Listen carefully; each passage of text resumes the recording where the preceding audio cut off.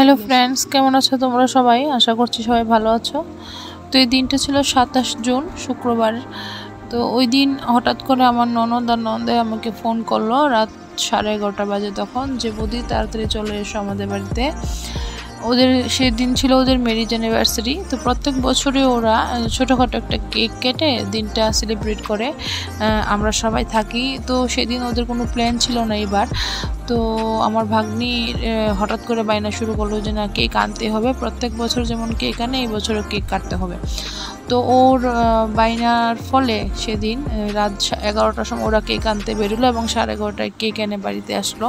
তো আমাকে ফোন করলো, আমি আমার 2 ছেলেকে নিয়ে এবং আমার কাকি, আমার শাশুড়ি মা সবাই মিলে চলে গেলাম কেক কাটার জন্য।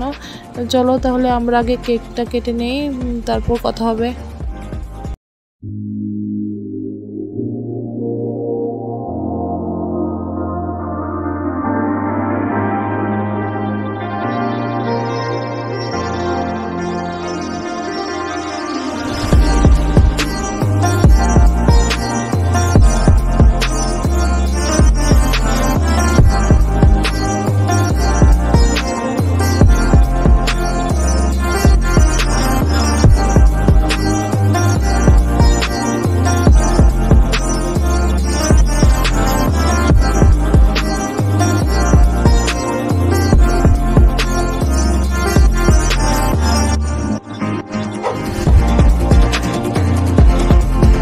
আমার ছেলে দেখো কেক খেয়েই যাচ্ছে, ও কেক খাওয়া শেষ হচ্ছে না।